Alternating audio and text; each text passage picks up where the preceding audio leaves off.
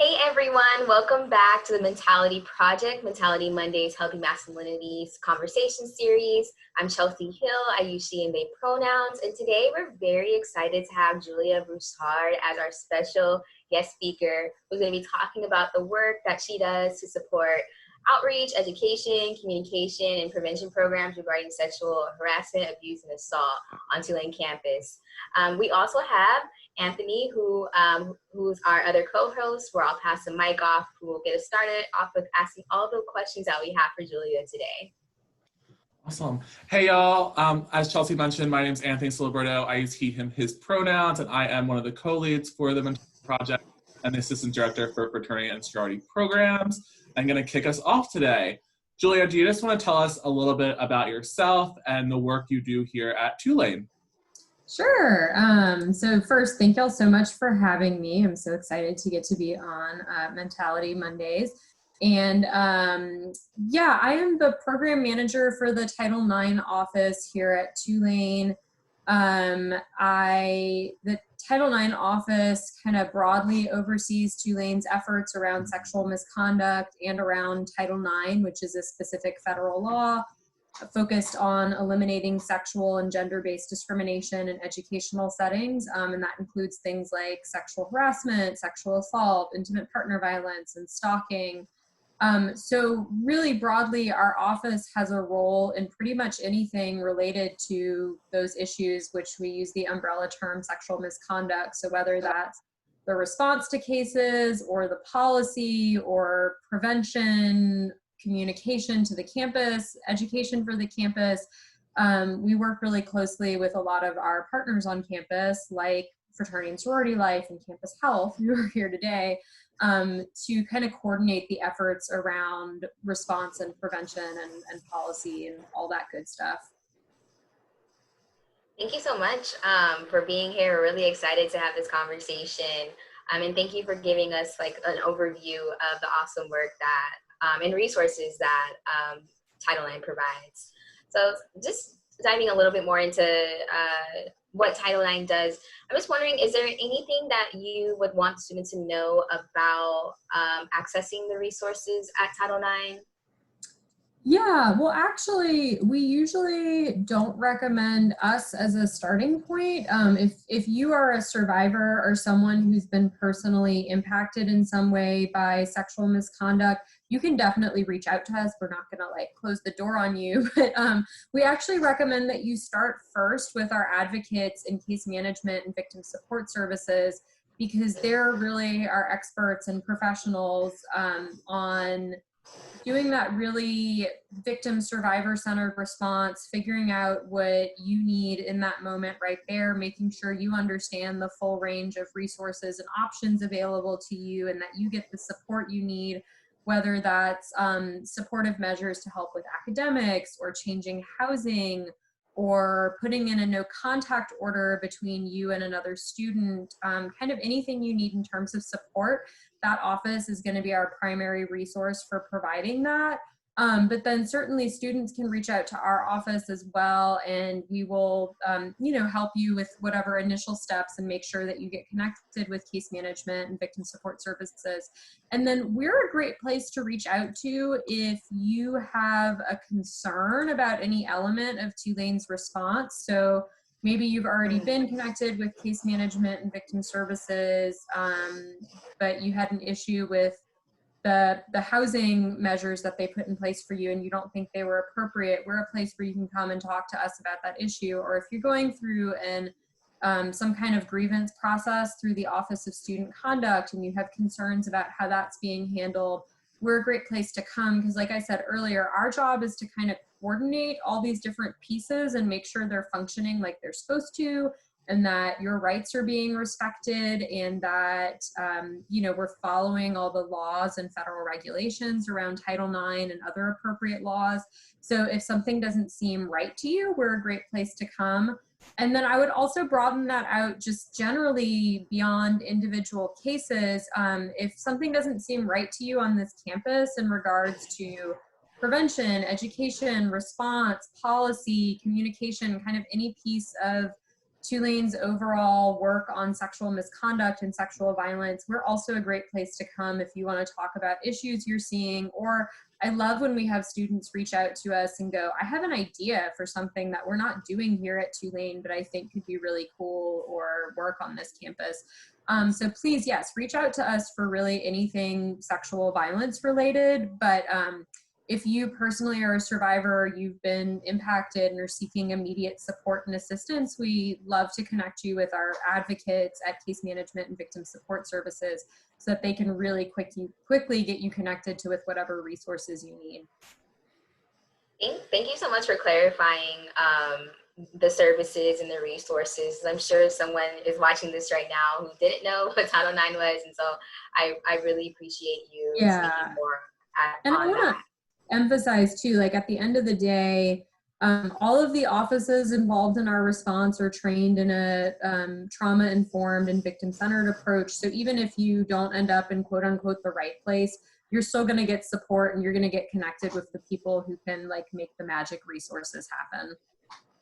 Awesome. Thank you. Thank you. And I just want to back up really quickly now that we've talked about your role at Tulane and your role at Title IX. And I just want to focus a little bit on you because I didn't ask this question before, so I apologize. But about you, Julia, why do you do the work that you do and really what drove you to where you are now with working with Title IX? Yeah, you know, I think my interest in like gender equality probably began at a young age because I was raised by, you know, two parents who are pretty proudly feminist and concerned with social inequality and social justice. So I think I was kind of raised to like have that lens when looking at the world. But I would say it was actually an undergrad when I really kind of honed in on this is an area that I'm super interested in a career in. I'm a proud Tulane alum for undergrad, and I was a sociology major, but I also took a lot of other related courses. So like courses that were in psychology and courses that were cross-listed with our wonderful gender and sexuality studies program. And so through those courses, I got to dig deeper into kind of the data on gender inequality and violence against women and against other minorities, and just really developed an interest and a passion for that work. And so after undergrad, I went to grad school at LSU for social work, and had the opportunity my last year of grad school to do an internship with a local domestic violence rape crisis center here in the New Orleans area. They're known as, they changed their name after I interned there, but they're now known as Metropolitan Centers for Community Advocacy. Great resource. And that was just a really incredible internship experience. I got to do a range of things from working with women and children who were living in the domestic violence shelter there, taking calls on the hotline, going to the hospital to do medical advocacy for sexual assault survivors who were getting forensic exams. I got to help do some of the therapy groups that they were running for children. I got to work individually providing therapy to survivors of a range of different forms of sexual violence. So it was a really great experience where I got exposed to a lot of work in this area and also really got to hone some crisis response skills and realized like, yeah, I have a real passion for working with trauma and also crisis intervention. And so right when I was finishing up grad school, a position opened at Tulane that no longer exists. It's been kind of restructured in some different ways, but I was originally hired here several years ago as the coordinator for violence prevention and victim support services, with the goal being that my position would do 50% victim advocacy and response for campus and 50% prevention work for campus and education work. In reality, that job ended up being mostly response work just because of the demand that we had. But it was a great position. I was with what we now call the Office of Case Management and Victim Services for 6 years, and my role evolved a little bit, but I always had that piece where I was working on victim response for our survivors here on campus, and then also having a role in our policy and prevention and education work on campus. So it was a real natural fit for me when our Title IX coordinator, Meredith, who had been in office of one, got to add a second position, the program manager position I'm in now. It was a great opportunity for me to shift, take a break from doing the direct response work and really get to dig deeper into that skill set around doing education and communication and policy work and that sort of stuff. So I've really enjoyed doing this kind of work, although that's a little bit of a maybe weird thing to say about working with people who've just had something horrible happen to them. But I you gotta feel be like, passionate though. yes, Yeah, for sure. y'all For understand. sure. Yeah, it's been really fulfilling work to do, and I've appreciated kind of the different roles I've gotten to do, from that community role to working in the victim response on campus to now getting to be in the Title IX office. I feel like it's really helped me get to see this issue from a lot of different positions and roles and types of work. So that's been awesome. That's awesome. And I know you have worn a few hats and still wear a few hats at the university. Can you explain some of the other work you do with the All-In Student Coalition and how that has transitioned into working with the Mentality Project more? Yeah, absolutely. So one of the cool things I've gotten to see happen here at Tulane is we first did a small pilot climate survey, and then we used that to springboard into doing the big climate survey that probably, if any of you are watching this and remember it, this is what you think of when you hear the word climate survey. So we did this big climate survey almost 4 years ago, and shared the results, I think, about 3 years ago. I hope I'm getting the dates right. I have a bad head for dates. But one of the things that came out of that climate survey was we formed this task force, there's this work group that said, okay, we have all this great data. Now we need to figure out like what the data is telling us and where are the gaps in what we're doing in terms of response or prevention. And one of the gaps that we sat down and identified was we have students who want to get involved in sexual violence work on campus, but the only places where they could really plug in were things that were really big commitments. So like you could become a SAFE member, but you had to go through a competitive application process, so not everyone could do it. And you had to commit to 40 hours of training every year and, weekly work going along with that, taking shifts on the hotline, that sort of stuff.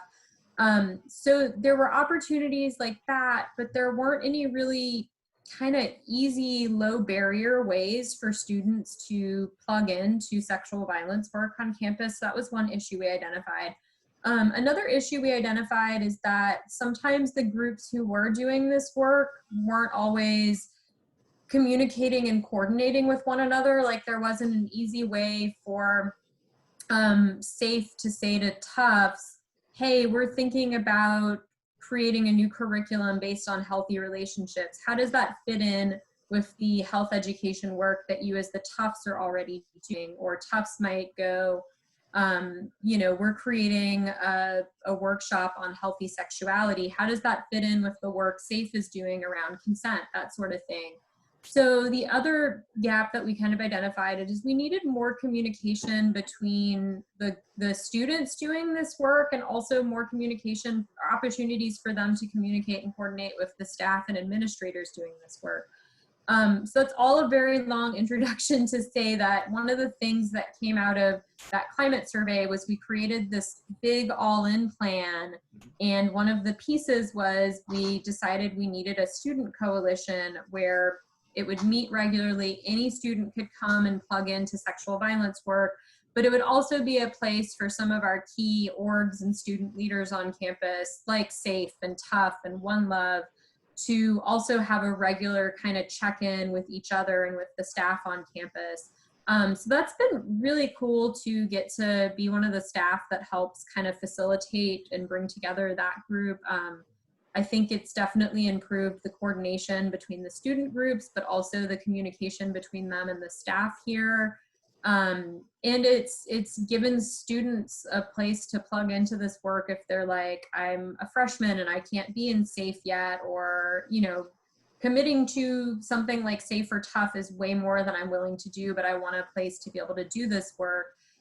So that's been really cool to be a part of. And I will just also plug the All In Coalition, the Student Coalition. It meets monthly, it's happening. You can email any of the three of us on this video and we will get you connected. We're all a part of that group. And so it's also been really cool around the same time that that group was forming.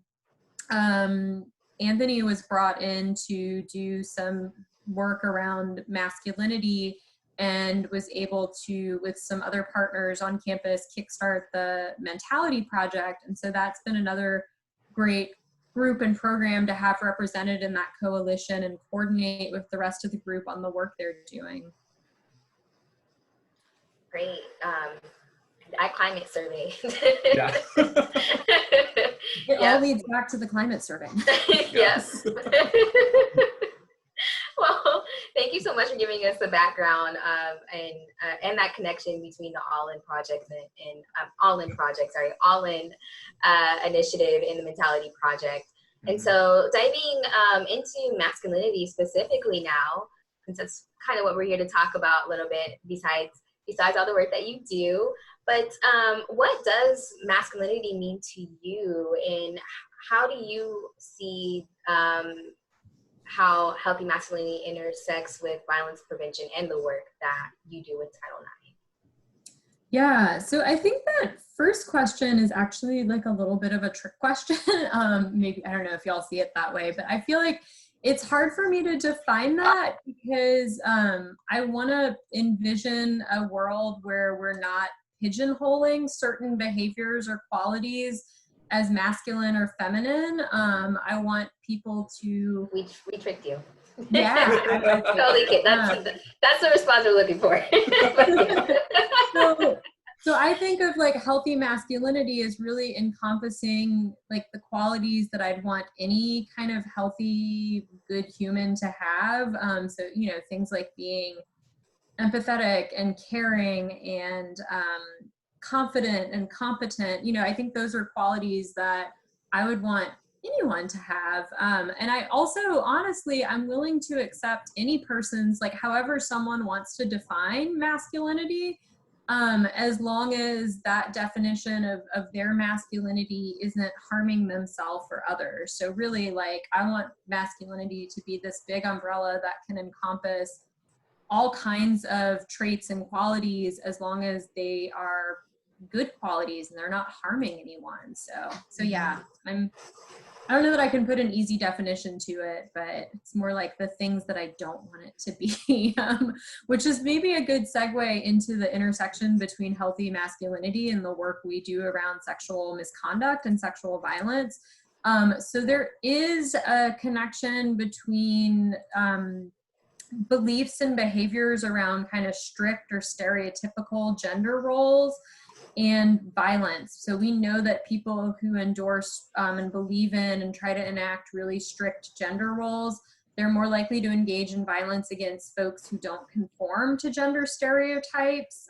So whether that's, you know, trans or gender non-conforming people, or also just, you know, you may have a cisgender man or woman who is just not conforming to gender stereotypes, and that can place them more at risk for violence from these folks who are not enacting a healthy form of masculinity. That belief in and engagement with really kind of stereotypical gender roles has also been tied through research to engaging in higher levels of intimate partner violence and sexual violence. So when we you know, get folks to embrace healthier forms of masculinity, we probably will see some decrease in intimate partner violence and sexual violence. The other way I feel like, you know, masculinity can play a role in relationship abuse and sexual violence is that we know that, you know, men kind of stereotypically get socialized to like, don't communicate your feelings and don't be vulnerable and like don't be soft. But actually, you know, communication, vulnerability, empathy are really crucial components of healthy relationships and healthy sexual encounters. And so when someone doesn't have a good skill set around those practices, or they don't think they're important, they're more likely to engage in abusive behavior to a partner or sexually assault someone, because you're lacking some really like core components of a good relationship or core components of a consensual sexual encounter. And then this is maybe more like at the secondary or tertiary level of prevention, but I think unhealthy forms of masculinity. So again, like this idea that men have to be tough and they can't be vulnerable and they can't ask for help, can mean that male survivors don't reach out for help. So when a man does experience sexual violence or abuse from an intimate partner, or they're being stalked, they're less likely to reach out to resources for help to help them process and heal from that, or even just reach out to friends and family to tell them what's happening. And they're also more likely to engage in unhealthy coping mechanisms. So I definitely see the work that y'all are leading on Tulane's campus around healthy masculinity as being very inherently tied to the work that you know, we're engaged in, and I know y'all are engaged in too, to try to end sexual violence on our campus and in our communities.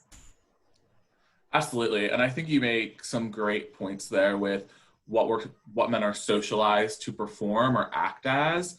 And I'm just curious, have you seen an increase in male-identified folks utilizing the services through CMVSS and Title IX? Especially since, you know, all of our officers are doing so much to create presence on campus to let students know we are here for them.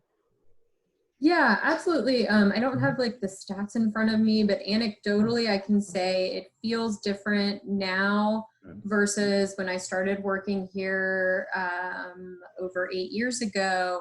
You know, I might have my first few years working here, I might only see like 1 to 3 male survivors my entire year of providing victim services. Those numbers are definitely up, which is good, but I'm still pretty sure that we're not seeing the full amount of male survivors or male identified survivors that we know are on our campus.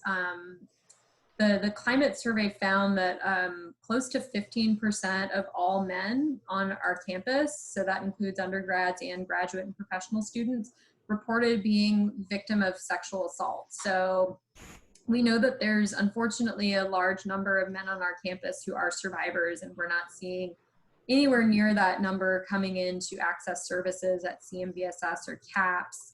So I think there's still unfortunately this gap between what's happening on campus and what percentage of those folks are coming out and are coming and reaching out for resources. But I do think that there at least has been some progress since I've been working here, and since we've been doing more work to raise awareness and make sure that students know what sexual violence is and how they can seek resources and that they should seek resources.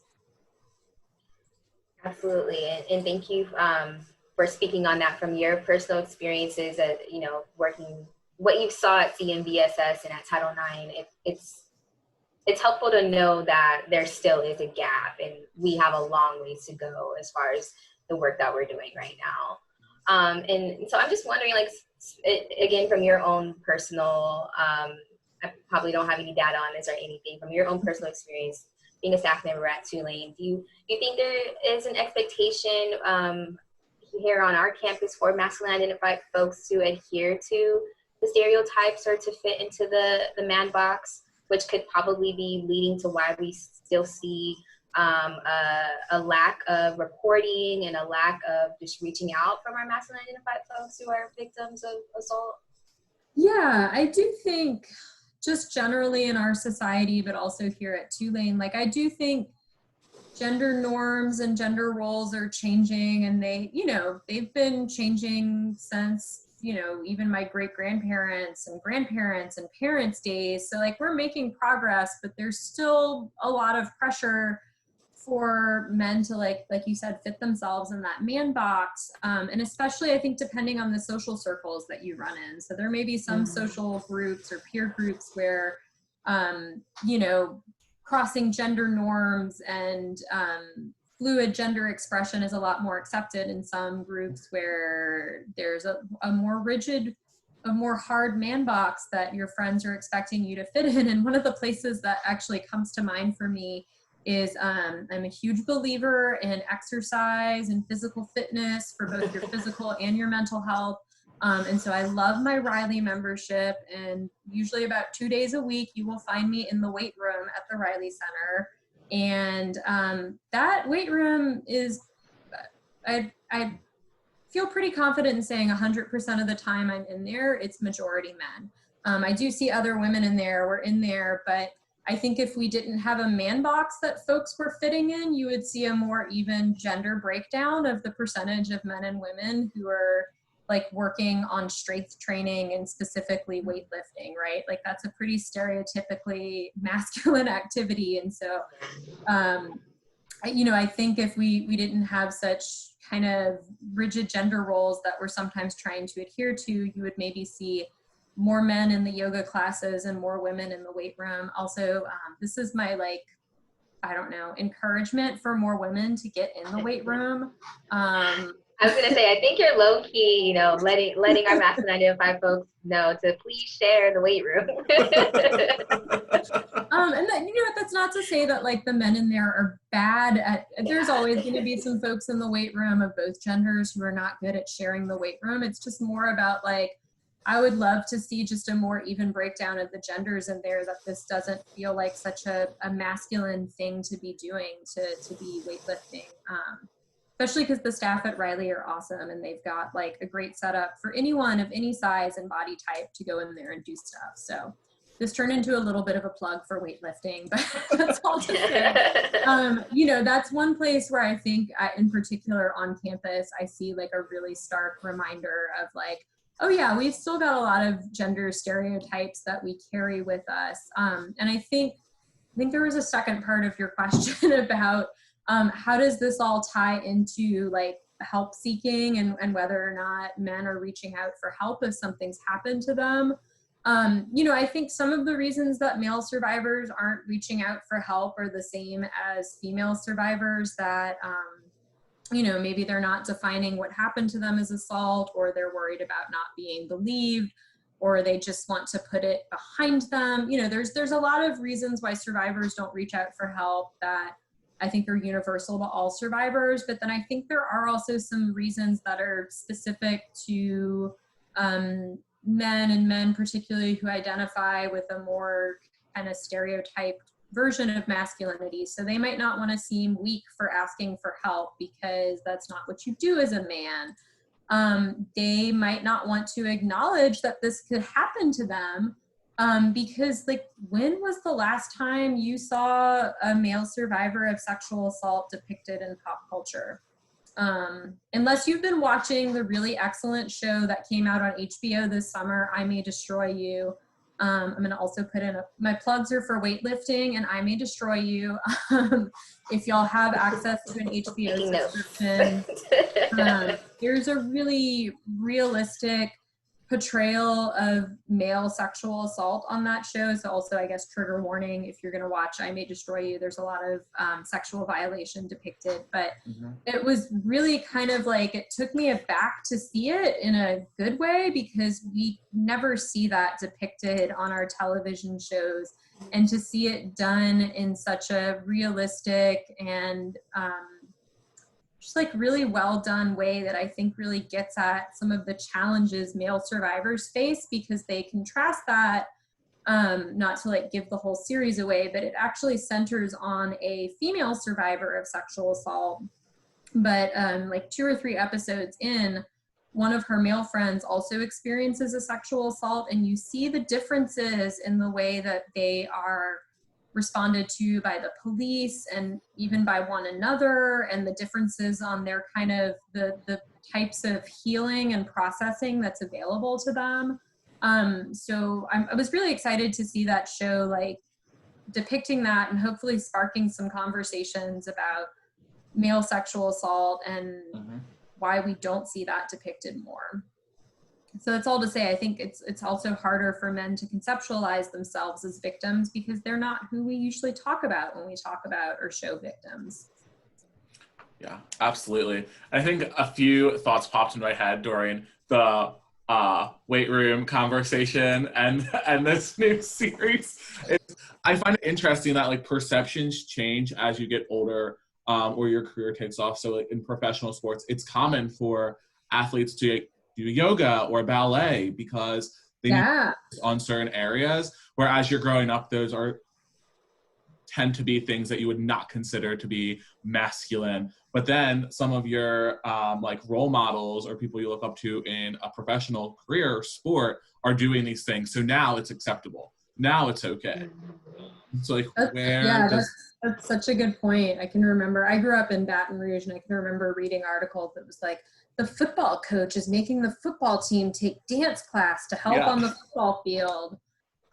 So yes, more of that, but also like, let's normalize it and not make it like, isn't this weird and kind of silly? Right, like what is the point of normalization for people, right? And another great documentary I actually just shared with Chelsea is The Voiceless. I don't know if you've seen it.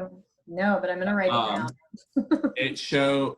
It follows 4 to 5 different stories of male identified survivors of sexual assault, and they share their stories and talk through their journey and where they're at with things. We previously showed it at Ohio University where I did my grad work, and it sparked a lot of great discussion among both female identified individuals and male identified individuals. So definitely check that out as well if you can have access, and I can give you the free access to it as well. Yeah. Going off of role modeling, how do you think Tulane students can be a positive role model against unhealthy masculinity and promote healthy masculinity at Tulane and in their social circles?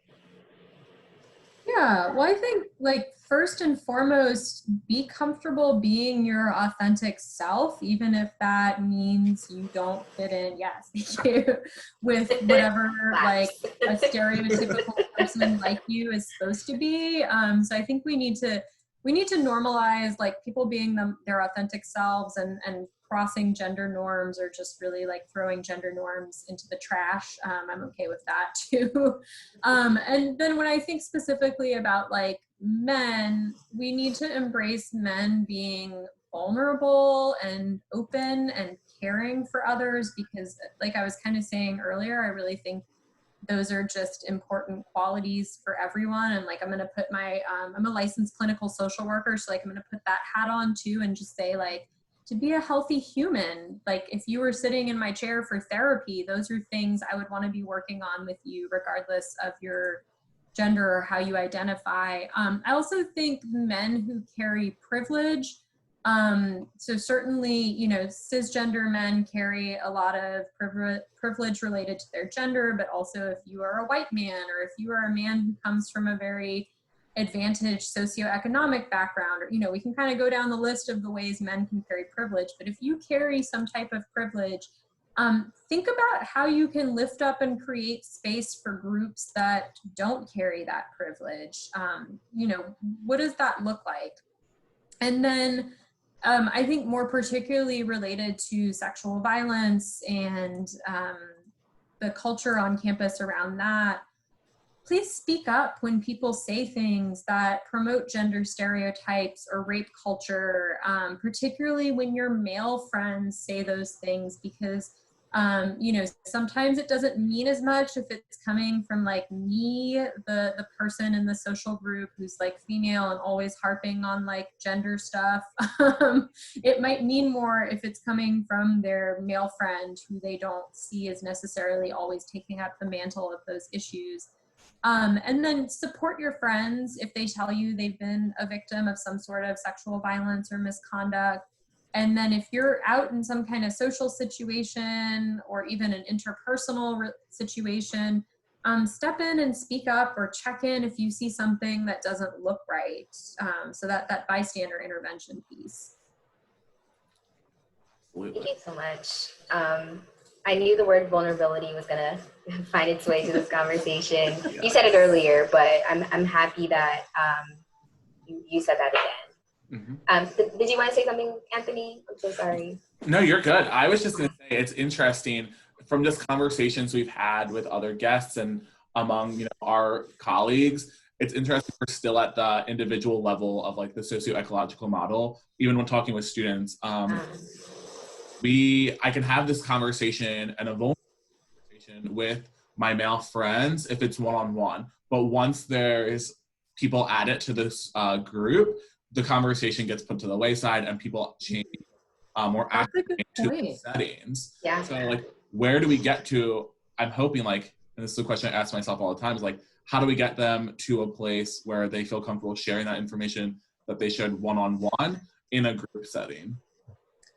Yeah, that's a really good point. And how do you, if you're a leader of a Oregon campus that is solely male folks or heavily male folks, how do you create some norms in that org that encourage those types of behaviors too?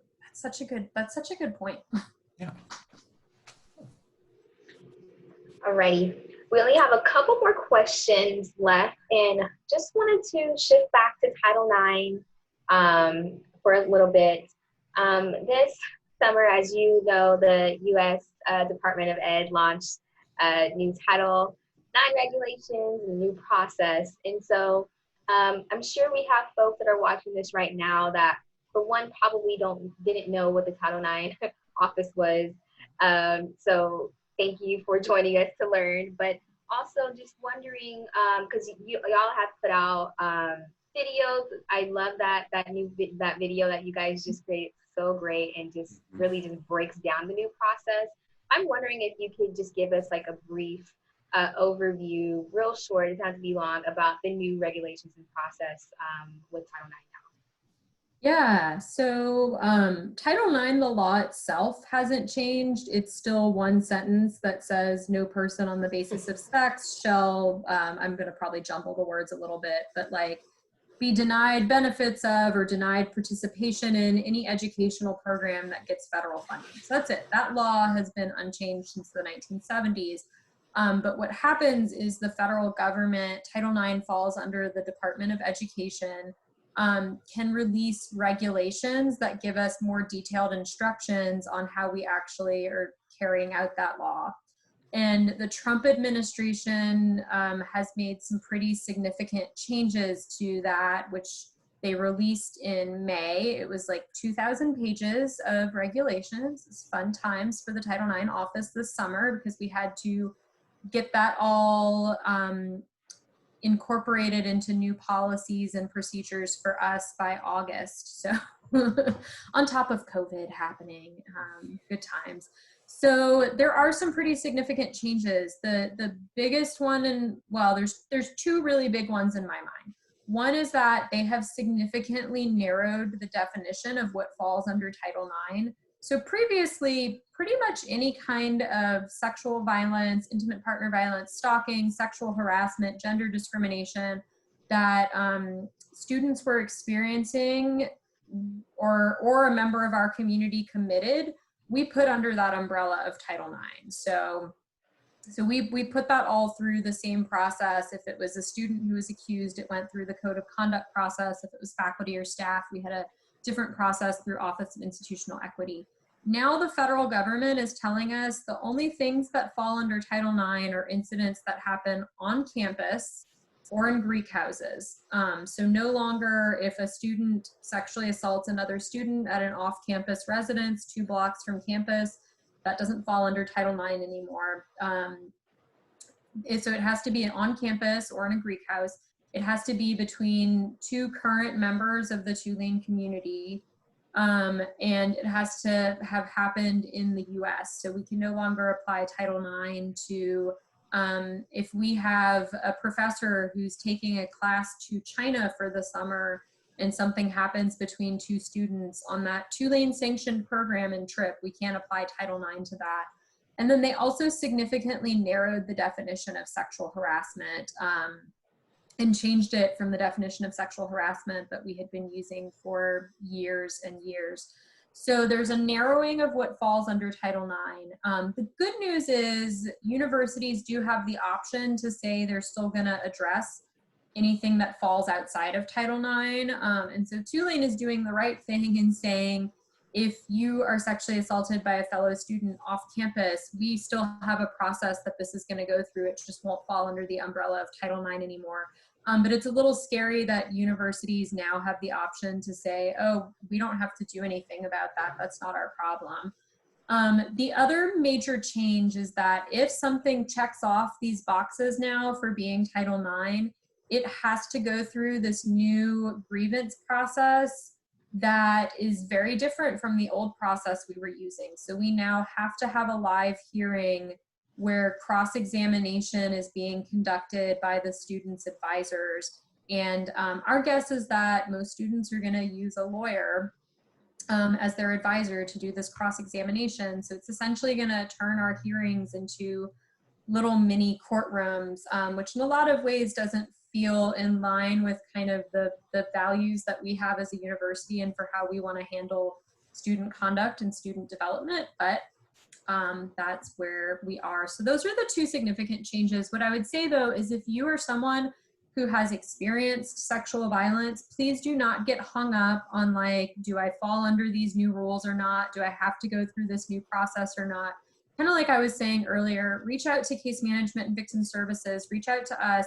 We will first and foremost make sure you're connected with the support you need, and then we can sit down and go through, okay, which process are you falling under? Do you even want to go through this process, or do you want to just come in and get support and you don't need to go through a grievance process? So even if you experienced, like, my overarching message is still, if you experienced any type of sexual violence, sexual misconduct, support and resources are available to you. That has not changed. What may change is the type of process you go through if it's a case that falls under our jurisdiction. Thank you so much for clarifying all of that. Yeah, appreciate it. I know you and Meredith had the tedious job of going through the 2,000 pages and was not an easy task, but appreciate y'all's hard work. And also, like Chelsea mentioned, the videos y'all have created over the summer are amazing and very informative. The credit for those mostly goes to Meredith. Like, if you've watched any of the videos, the M&M's analogy, the highway analogy. Yeah, the highway one. Her beautiful brainchild. Shout out to Meredith. She's very creative with like how she talks about things. She is. Can you just share how to follow and stay up to date with the work that y'all are doing, whether it's where your office is or on social media? Yes, absolutely. So social media, we're on Instagram as Tulane Title IX, and you can also find us on Facebook if you search Tulane Title IX. We also have a newsletter that's going to be kicking back up soon. That's actually not just from our office. It's a joint effort between us and Campus Health and Communications. But if you go to the All-In website, allin.tulane.edu, there's a tab that says Learn More, and you can sign up for the newsletter, but you can also just find a huge amount of information on like everything related to sexual violence here at Tulane.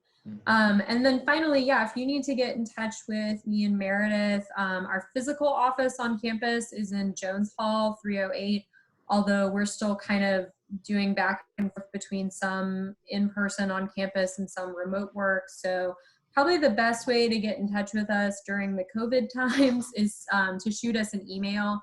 And then we can either find a time if you want to do an in-person meeting, or we can do Zoom or a phone call, kind of whatever works best for your needs. Perfect. Perfect. Thank you so much. Did I cut you off, Anthony? No, you're good. You're good. Okay. You're good. Zoom is so weird. Yes.